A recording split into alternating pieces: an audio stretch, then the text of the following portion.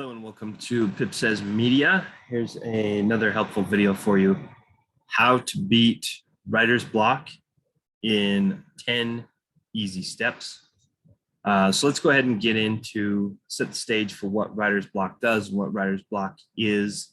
Essentially, what are the things that trigger writer's block? Maybe you have, your editor, and your editor is pressuring you. There he is. Got that mean scowl, that old age intelligence. So your editor's pressuring you. If you're fortunate enough to have an editor, to get something done, right? But how do you feel? How do you feel in that moment when you're trying to create, something beautiful and unique, powerful, maybe funny? There's a lot of different paths for that. So, essentially, you might feel like you're on a baking competition. You're going to create the perfect look, the perfect recipe. Let's come up with something amazing. But what's the danger of that, right? If you're perceiving this as a baking show or contest, then you're kind of dooming yourself to failure. You are, in a way saying, hey, what could come out of this oven could be very terrible, and I'm leaving it to chance. That's the last thing that you want to do when you're writing, right? So the first thing you want to do is achieve some kind of bliss. Get to a place where you can think clearly. You can enjoy yourself. So let's talk about what causes the brain to misfire when it comes to writing. Let's take a step back. How do most people write? Let's look at the initial screen here. Basically, we're going to go back to this piece of paper, right? If we're looking at just a blank piece of paper and we're looking to fill up that piece of paper, what are we telling our brain? We're saying, hey, here's a blank white something. Fill it up with great things. It's insane. That is an insane premise. Number one, your brain is going to respond to stimuli. And if you're showing it a blank image, you're basically telling your brain to go blank, right? So effectively, you're causing your own writer's block by the way that you're writing. So let's talk about where writing actually happens, and just make sure that we understand what creates a really strong story, right? So if you're writing, the first thing you want to do is go for a walk, right? Going for a walk is a very powerful form of meditation. It's going to help you to clear your mind, to allow your mind to start forming thoughts. So if you stare at a blank page, your brain is basically going to reflect back on you. The brain is designed for new stimulus all the time. Your brain likes it likes variety, and that's a survival feature to your brain. So if you were giving your brain the same blank page all the time when you're setting yourself up for writing, you are setting yourself up for failure. Okay. And you can see here, if we're getting into a blissful state, you're allowing your brain to actually reset when you go for a walk, because you're changing the narrative immediately. As soon as you start walking outdoors, you go somewhere, even if you go to the gym and you're walking around the gym, you're watching people at the gym because it's too cold out, you're still changing the stimuli. You're taking control, right? You have gone from this to a state of this, right? And that is extraordinarily powerful. So now that you understand what's causing you to have writer's block, let's talk about some of the other misfires that you have, right? And this one I thought was going to be a little bit bigger, but You can see it's causes of engine misfires. And basically what causes your brain to misfire as an engine, right? Typically you're trying to do too many things. You've got the works all gummed up. You didn't really have a definitive starting point, right? So, what does that cause? Makes you feel a little nuts, feel a little crazy. Obviously, that's not where you want to be.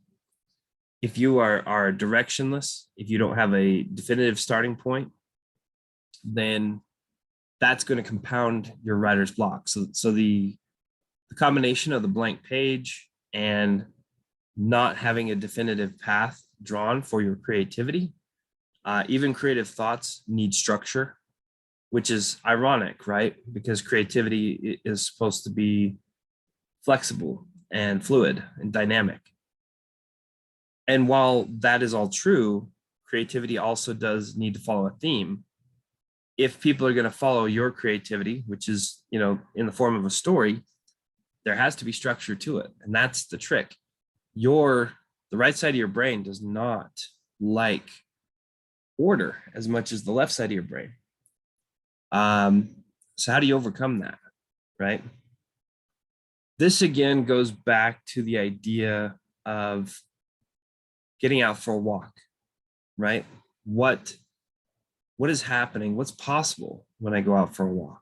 So let's take an example of something that I saw one day when I went out for a walk. So this essentially what you're looking at is it's a car parked in the middle of the road. And I literally saw this. I saw a gentleman parked his car, fell asleep in it. It was a frontage road, so there wasn't a lot of traffic on it. This is a very dangerous situation. He parked his car facing the wrong way on a frontage road. There were beer bottles in the gutter. I assume that he had thrown the beer bottles from his open window and just got hammered, smashed, drunk right in the middle of the road and just left his car there. And for whatever reason, he'd stumbled upon, or I'd stumbled upon him rather, at a time when the police hadn't figured out that he was there, at a time when obviously nobody had hit him.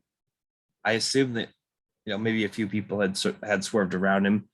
The road didn't have a lot of traffic, so it was a road where you would have been able to swerve around him. So the question is, how long has this guy been here? But the better question is, what was it that led him to this point? What got him here?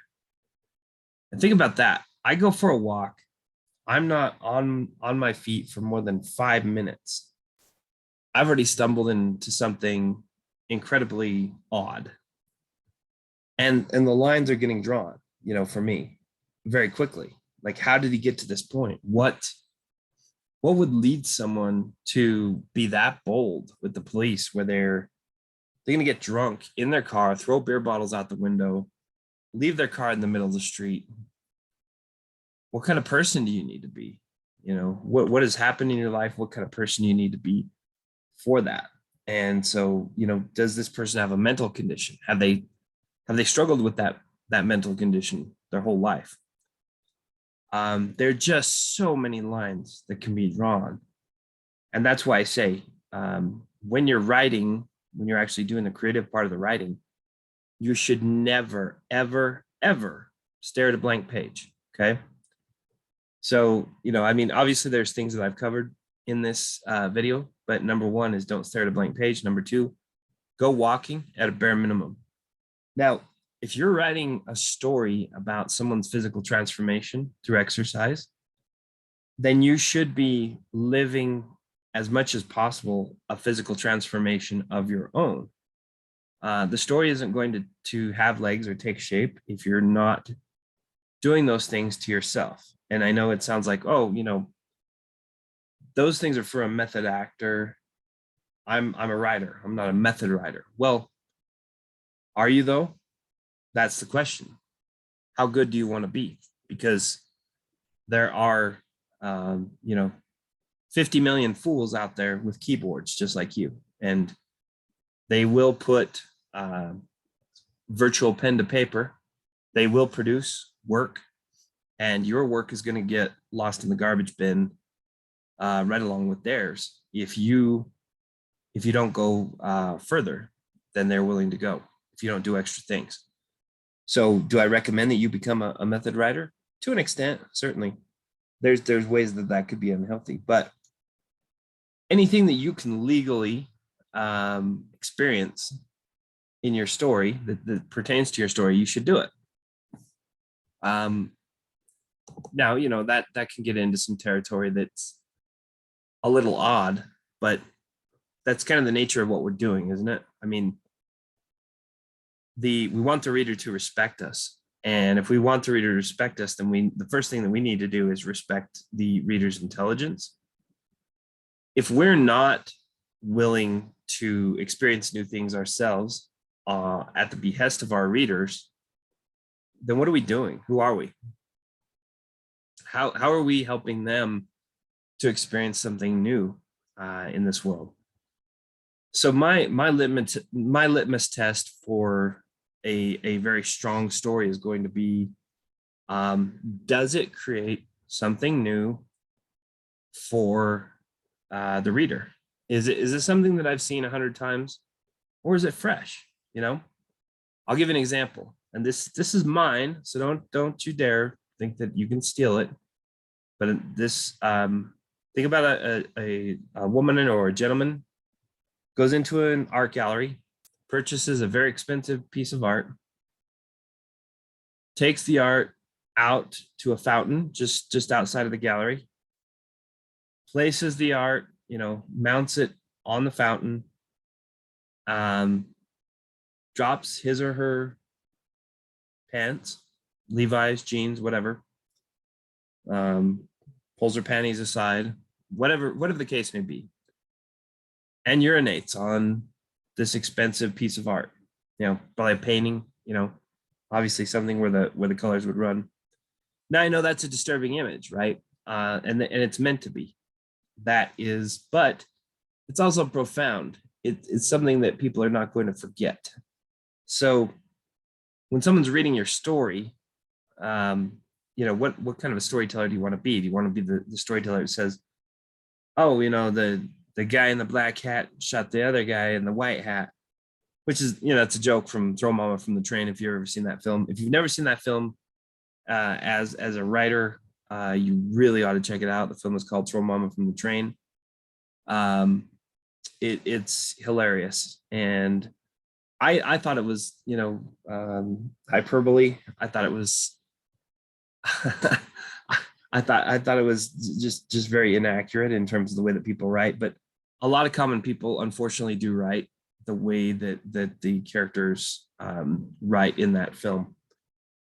Anyways, getting back to the uniqueness of your scenes, if it's something pedestrian, if it's something that they've seen, and I know I use the word pedestrian, I say you should go for a walk, but that's what you're looking for, right? You're looking for the things that are odd. You're looking for the things that are, you know, they're going to inspire a question. And if you're not doing that, then what are you doing? If you're going to write a bank robbery, right? And it's going to be similar to, you know, a bank robbery that you saw in a movie recently, or it's going to be similar to a bank robbery that you've seen in 10 movies. How is that giving the reader a fresh experience? That might be part of your writer's block. You might not realize it on the face, but maybe the material that you've been thinking of is substandard, and you know it because you've seen it 100 times. So that's the other part of it, you know. So let's recap. Don't stare at a blank page. Go out and go walking, or go do something. Go do something that your character would do. Develop yourself. Watch a documentary. Do anything other than stare at a freaking blank page. Be creative. Be bold. Create something that nobody's seen before, that they haven't seen 100 times. Life is unique, you know, for that reason. There are billions of experiences to be had, there are billions of ideas to explore, and there's always something that people have not considered. So that's my advice for writer's block. And for me, do you want to know how effective this is? I don't have writer's block. I can sit down any hour of any day, as long as I'm not. And this is another thing to keep in mind. Make sure that you're not fatigued. Make sure that you have had enough to eat. I know this is really basic at this point, but you really do need to make sure that you're taking care of yourself. So if you're too fatigued to write, don't write. Okay. What fatigue does is it just kills creativity. It's going to abominate your intellect, and it's not going to do justice to anything. You're not going to do anything brilliant or beautiful when you're fatigued. Same thing with, when you're hungry. Now there's interesting things, that's not to take you out of context, everything that's possible, because there are altered states of mind that are very useful to writing, as you can see here with the Cheshire Cat. Having a fever, for example, I've written some fairly decent chapters while having a fever. So if you're experiencing something that doesn't dull your wits, or that that you can comfortably go back and do some edits later on, run with it. Run with it. If you have an altered state of mind, I'm not going to recommend, anything illegal. It's completely up to you. But here, I'm not your priest. I really don't care. If you have an altered state of mind, go ahead and let it fly. But always come back to it, because you've got to answer to your editor, right? It's very important that you respect your reader's intelligence. Speaking to Tarantino's brilliant. I can tell you two areas where he kind of goes wrong. When he does a revenge shtick, and you'll see it in his stories, he'll get into a headspace where he wants to do this revenge shtick for the character. He's very big on kind of revenge motifs. And I mean, Kill Bill was an incredible revenge story. It was brilliant. The end of Kill Bill, I would dare say probably Pulp Fiction, Kill Bill Volume 1 and 2 are masterpieces. Arguably Inglourious Bastards could have been a masterpiece, but he got into his revenge shtick.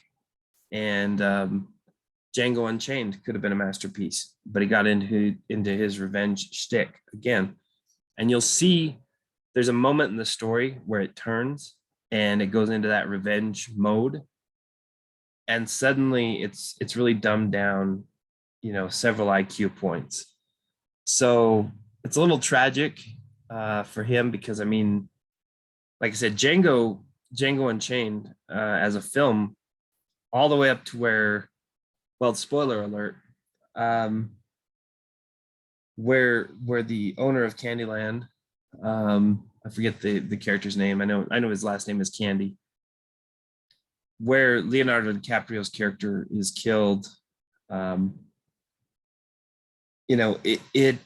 is the moment where it turns into a revenge fest, and you'll notice that it goes from a very high level, brilliant story down into this kind of mishmash of revenge. And the revenge story is still higher grade than what a lot of storytellers can do. I'm not taking that away from him. He's good. He's very good. But when he hits his genius level, it's when he doesn't get into that revenge mishmash. You'll see the same thing with Inglourious Bastards. It is a genius film until he gets into the revenge side of things, which is, again, spoiler alert, when the Nazis are in the theater and you have this face come up and there's the fire behind the movie screen. The IQ of the film drops considerably.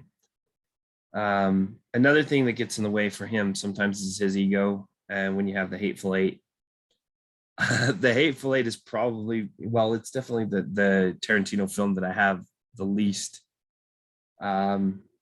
appreciation for, and that's because in the Hateful Eight, there's a point where Tarantino decides he's going to spoil his own story for you, and he really screws up the plot device. Now, and again, I'm not saying that I'm not guilty of these things. I've done these things, but in the middle of the Hateful Eight, he decides to put in this narrative. Number one, he's got brilliant actors in this film. At least 5 actors who have a better voice than him, but he chooses to do the narrative voiceover himself. And spoiler alert, he says, Dom Margou's got a secret. Dom Margou has poisoned the coffee, right? It's just awful. It's just awful. I mean, the number one rule is show, don't tell. And where he's told you, he's spelled it out, which is probably the most disgusting thing you can do to a reader or to a viewer. So we know that the coffee's been poisoned. We know who poisoned the coffee, right? He just took away the 2 ingredients in that would have been brilliant for us. And it's it could have been, I know that the script for the Hateful Eight was hijacked early on, and it could be kind of his revenge for the people that hijacked the script. Just ha ha ha, I'm gonna divulge these details because you already have them. But it just doesn't play well because I didn't read the spoilers. I didn't read, the stuff that was stolen online. So for me, I got robbed of that, because think about that as a plot device. That's brilliant. Someone's poisoned the coffee. Well, you don't know the coffee's been poisoned until somebody gets really sick. So he really would have been better off letting someone get very sick. And that presents another opportunity to have someone trying to do something very important, and then they get sick. And now you've got kind of a double dose of tension, right?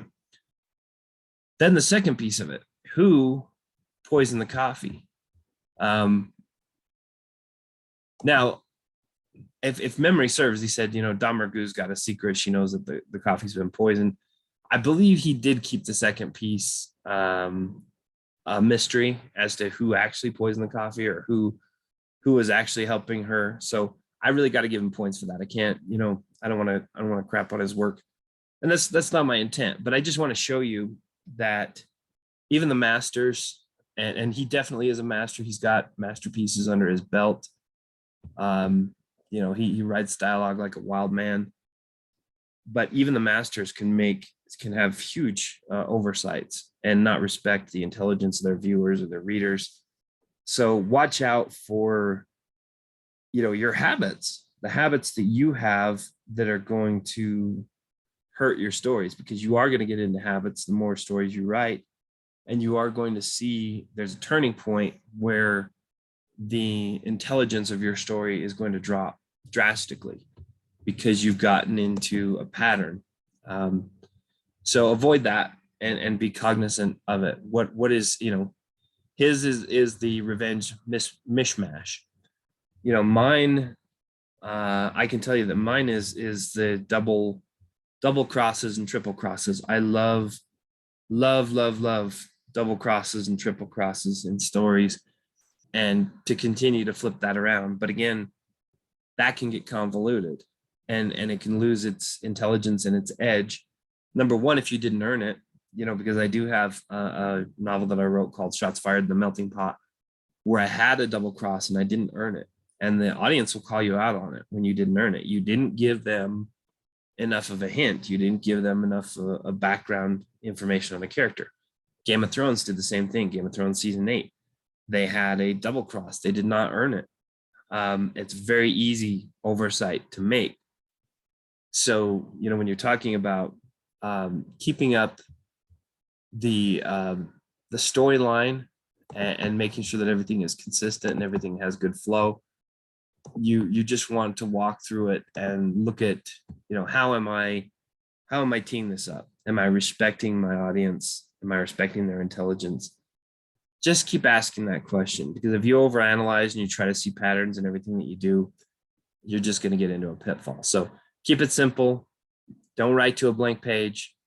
Try to experience as much of your story yourself as you possibly can. And you should never have writer's block. As a matter of fact, go ahead and email me to pipsays@gmail.com if you have writer's block. On top of that, go ahead and subscribe, like and subscribe the video, subscribe to the channel, I should say. Like the video, subscribe to the channel, and we'll have some more content coming out for you. But there's no reason why you should be having writer's block if you follow these guidelines. However, if you are still having writer's block, you're following these steps, please email me and let me know. Again, it's pipsays@gmail.com. I'll try to get back to you as soon as I can. I have a rather busy life. But yeah, thank you so much for your time today. And we'll have more videos coming soon.